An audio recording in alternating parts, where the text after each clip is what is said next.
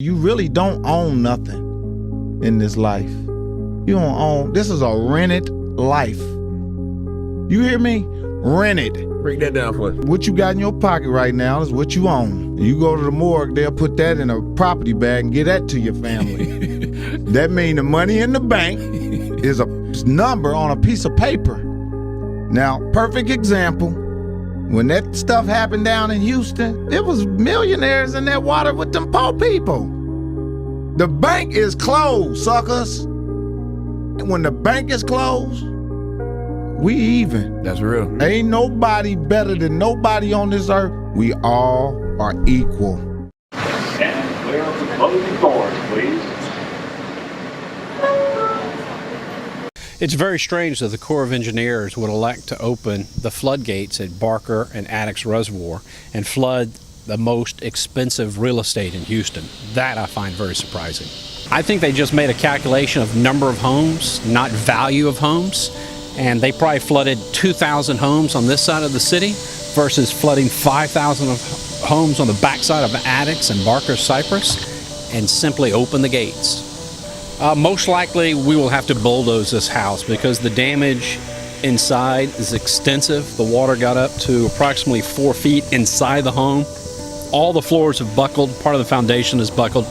This was a $1.7 million house. It's probably just lot value now. Before the engineers opened the floodgates on the Barker and Addicks Dam, there was no water in anybody's house. When they opened that, we were all underwater. They figured it'd swamp us rather than a whole lot more people. It was the politicians and engineers go by numbers. This is the max water level, and that's the splashes, but that's the max water level because that wiped out all the veneer. The dams were already overtopping, which is another way of saying there in some areas water was flowing over the top.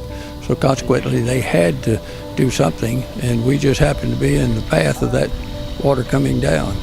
Manhole covers were bubbling, just little geysers of sewage. Main thing is we got all sewage through all these houses, and the main thing is get them deodorized and get them sterilized to the point that you can actually live here. It would appear that Mike Epps was correct in hitting on key points. Material possessions do not truly belong to anyone and cannot be taken beyond death. Possessions are temporary.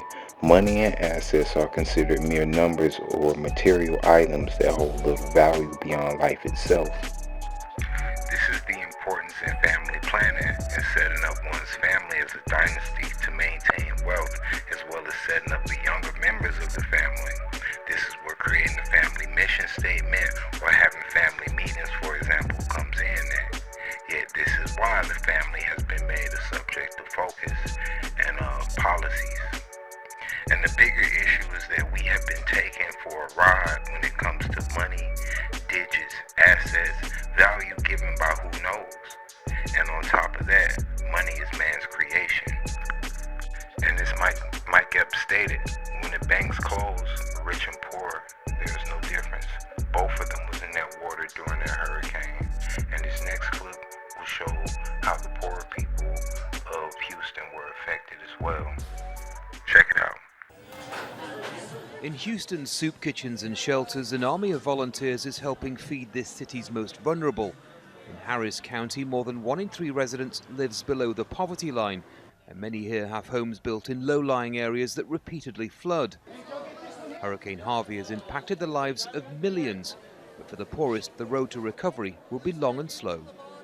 You know, of course, wealthy people have been hit in this as well, and they have to do their thing to get back. But you can go into shelters, you can see here, there are people hurting and people who are probably overwhelmed with right now, how do they pick themselves up and move on to the next step in life. According to Texas A&M University, since 1960, flooding has killed more people and destroyed more property here than anywhere else in the U.S. In poorer communities, little money has been spent on defenses. We don't want to be here. Bernard and Ashley live in the city's 5th district and fear they'll now get left to fend for themselves. pretty much gonna be us that have to get it back together, because at this moment, as you can see, we all we got. No,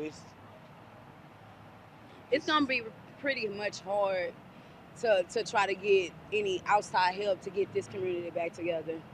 If it ain't the rich neighborhoods that ain't together, because that's what they gonna get together first before they get the black neighborhood, and the black neighborhood gonna be in need the most, and it's not right. Wealthier neighborhoods in Houston tend to have better resources, stronger advocates and cash to fix issues that this city will be dealing with for years. For others, it could very well be a different story.